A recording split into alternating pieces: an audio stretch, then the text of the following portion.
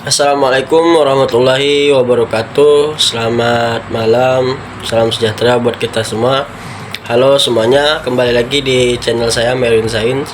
Apa kabar kalian hari ini? Semoga kita semua selalu sehat dan selalu bahagia tentunya.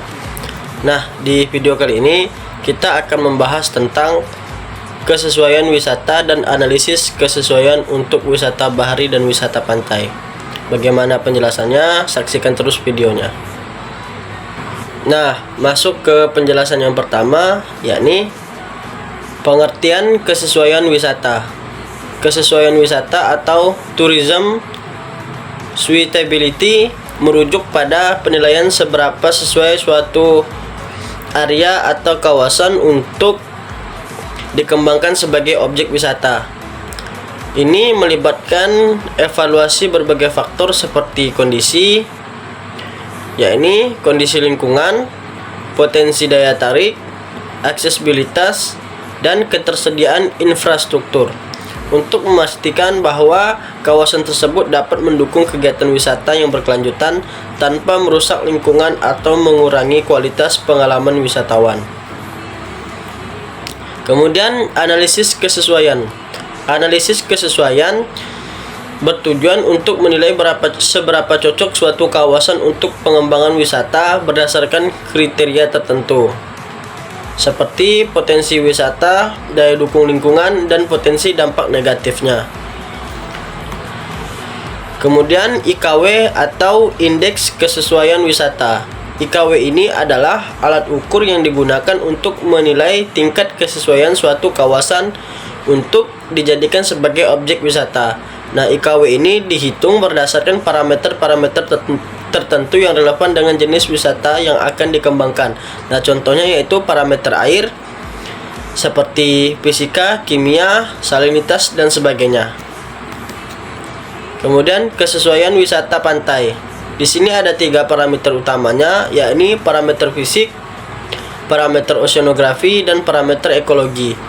Parameter fisik ialah kelandaian pantai, kedalaman air, dan tipe pantai. Misalnya, pantai berpasir putih adalah parameter fisik yang penting dalam penilaian kesesuaian wisata pantai. Kemudian yang kedua, parameter oceanografi. Arus, ombak, dan pasang surut juga menjadi pertimbangan dalam penilaian kesesuaian wisata pantai, terutama untuk kegiatan seperti berenang dan menikmati pemandangan.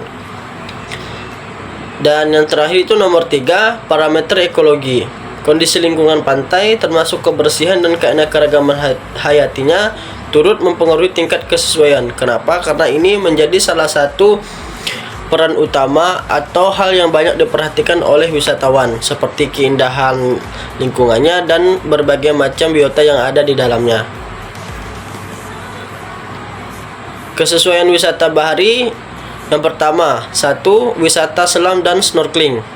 Kesesuaian wisata bahari terutama untuk aktivitas menyelam dan snorkeling akan dinilai berdasarkan kualitas air, kejelasan pandangan bawah laut, dan kondisi terumbu karang. Kemudian wisata bentang laut. Aspek oceanografi seperti ombak, arus, dan pasang surut penting untuk menentukan kesesuaian kawasan untuk wisata bentang laut. Lanjut. Penilaian kesesuaian. Hasil analisis kesesuaian biasanya diklasifikasikan dalam beberapa kategori seperti sangat sesuai, sesuai, tidak sesuai, atau sangat tidak sesuai. Nah, ini dinilai berdasarkan hasil dari analisis yang sudah dilakukan. Kemudian parameter. Yang pertama, tipe pantai. Pasir putih, pantai curam, atau pantai berbatu. Kedalaman perairan. Kedalaman yang cocok dangkal umumnya lebih cocok untuk wisata pantai yang melibatkan kegiatan renang.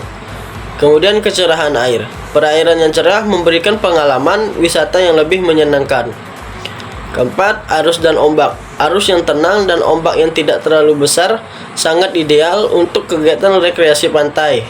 Dan yang terakhir itu kondisi terumbu karang. Terumbu karang merupakan daya tarik utama untuk wisata bahari. Kenapa? Karena ini menjadi objek yang banyak diminati oleh para penyelam. Parameter kesesuaian untuk wisata padang lamun. Parameter kesesuaian untuk wisata padang lamun meliputi tutupan lamun, jenis-jenis lamunnya, jenis biota asosiasinya, kedalaman, kecerahan perairan, kecepatan arus, dan jenis substratnya. Kesesuaian ini penting untuk menentukan potensi suatu kawasan sebagai destinasi wisata padang lamun, terutama untuk kegiatan snorkeling. Tutupan lamun. Persentase hamparan lamun di suatu wilayah sangat berpengaruh pada nilai kesesuaiannya untuk wisata padang lamun. Semakin besar tutupan lamun, maka semakin tinggi potensi wisata yang dapat dikembangkan. Kemudian jenis lamun. Jenis lamun yang ada di kawasan juga menentukan nilai kesesuaiannya. Kenapa? Karena ini beberapa jenis lamun mungkin lebih cocok untuk kegiatan wisata tertentu. Jadi semakin banyak jenis lamun yang ditemukan, maka semakin beragam pula jenis-jenis yang ada. Kemudian jenis biota asosiasi. Selain lamun, biota lain yang hidup di sekitar padang lamun seperti ikan, kepiting, bintang laut, dan kerang juga memberikan nilai tambah bagi wisata padang lamun. Kedalaman perairan sangat penting, terutama untuk kegiatan snorkeling. Perairan yang dangkal dengan hamparan lamun yang luas sangat cocok untuk kegiatan ini. Jadi kisaran kedalaman airnya itu tidak boleh terlalu dalam dan tidak boleh juga terlalu dangkal. Kemudian kecerahan perairan. Kecerahan perairan atau daya penetrasi cahaya matahari akan mempengaruhi kualitas pemandangan saat snorkeling. Perairan yang jernih akan memberikan pengalaman wisata yang lebih baik. Kemudian kecepatan arus. Kecepatan arus perlu dipertimbangkan terutama untuk kegiatan snorkeling. Arus yang terlalu kuat dapat membahayakan wisatawan. Kenapa? Karena arus yang kuat bisa menyeret wisatawan ke tengah laut. Kemudian jenis substrat. Jenis substrat seperti batu, pasir, atau lumpur juga mempengaruhi pertumbuhan lamun dan jenis biota asosiasi yang hidup di sana. Jenis substrat yang sesuai akan mendukung pertumbuhan lamun yang baik dan menarik bagi biota lain.